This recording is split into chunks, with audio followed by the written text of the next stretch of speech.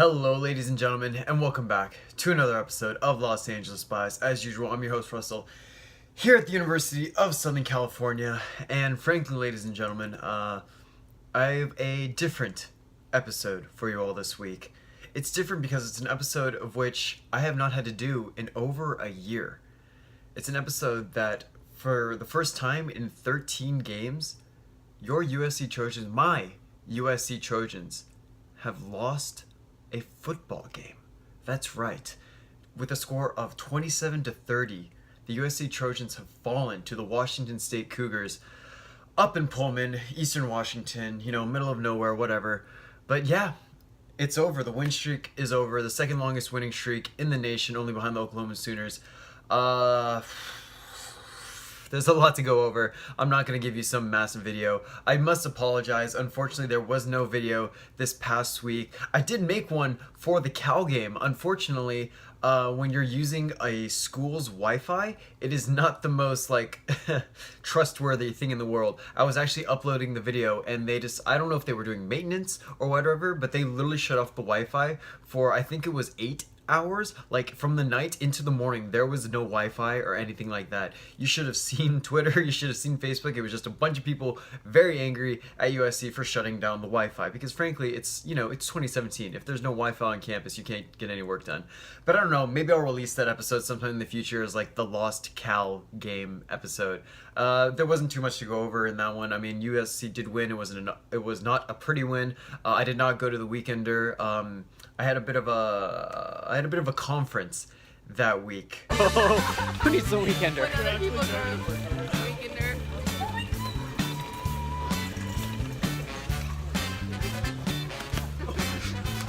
Becky's out. Hey, panic I'm much? flying. Jake, I'm flying.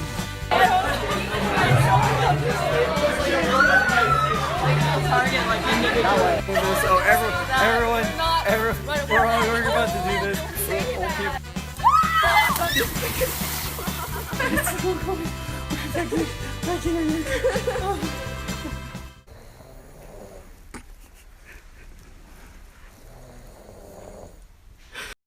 Yeah, we're gonna go ahead and call it a conference. Got a lot of great work done though.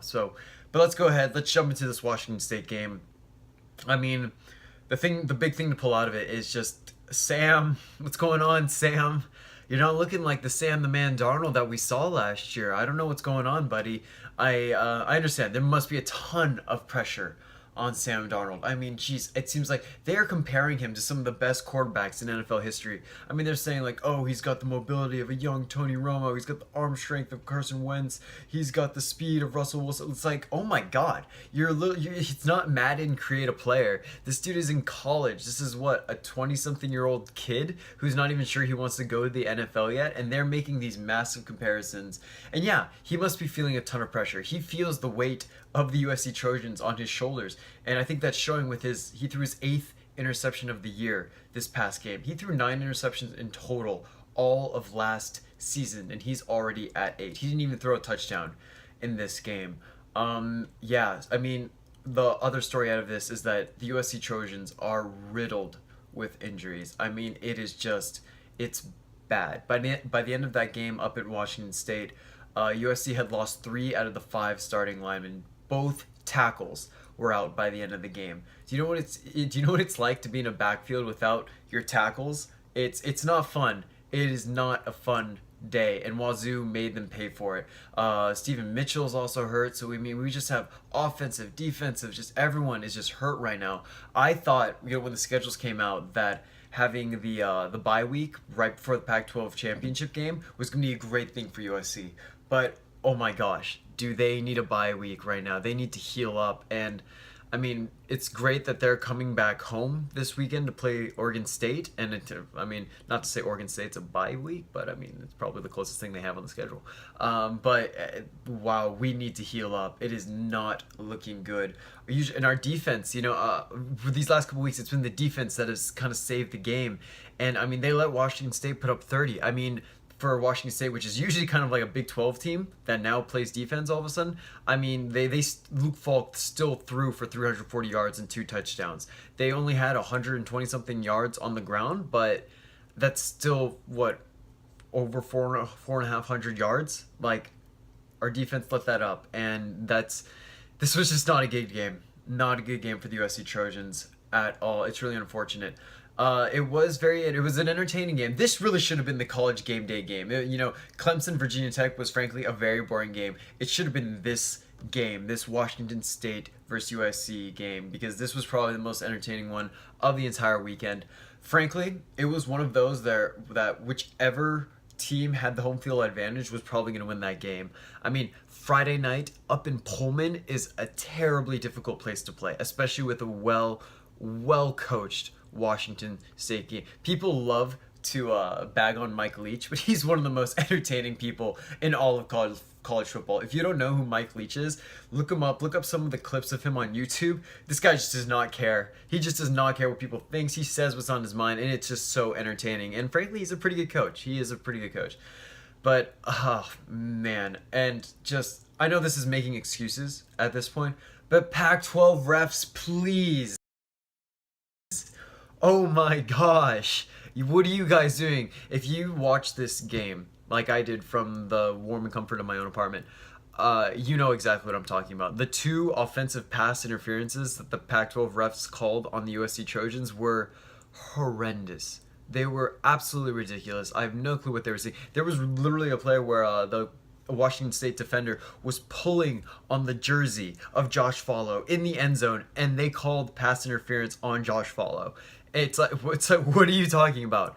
Speaking of jerseys, very quick, let me just show you. Repping the number 55 Junior Seau jersey, the man, the myth, the legend. May he rest in peace. One of the best, probably one of my favorite players of all time. Not only a USC Trojan, but also played for the San Diego Chargers for a very long time. My favorite NFL team. But sorry, just had to show that off very quickly. But yes, Pac-12 after dark, Pac-12 refs.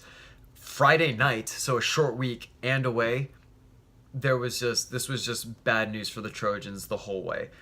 Now, where does this leave us, right? Where does this leave the USC Trojans, especially after UCLA victory tonight?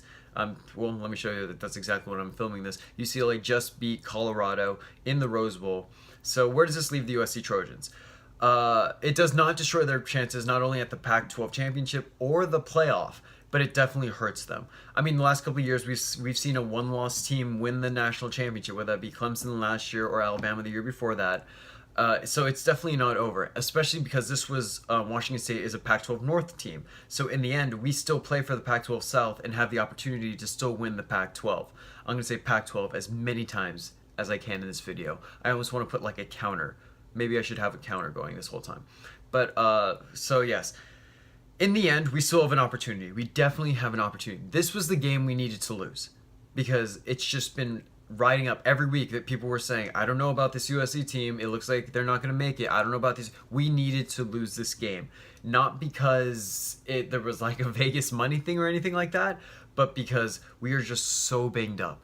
And now that we got that loss taken care of, we don't need to worry about going undefeated anymore. It seems like a very odd statement, but I think the pressure of everyone saying that we should be winning by so much, the pressure of everyone saying that Sam Darnold should be a Heisman contender, I think all of that was just putting way too much on the USC Trojans. And now they can just get back to playing Trojan football. You know, everyone who's saying like, oh, we should fire Clay Helton. No, we should not fire Clay Helton. Is he my favorite coach in the world? No. But he's the best thing that we have right now. And I don't think there's another coach out there who's currently available that we should hire. We roll with Coach Helton because in the end, he's the one who got us here. So that's where we are. That's where the USC Trojans are right now. And is it the best place in the world? Absolutely not. But is it the worst? No, because we are the USC Trojans. We do fight on. As cringy as it sounds sometimes that you say it, that's what our team is. That's what our team does. And we're gonna keep pushing forward. We're gonna go back to winning these games. We've got Washington State. We've got Utah. Big game at Utah. It's kind of a bit of a revenge game. And you know what? We should be able to win the rest of these games. The next biggest challenge is going to be Notre Dame. You know, at Notre Dame, that's not a fun place to play.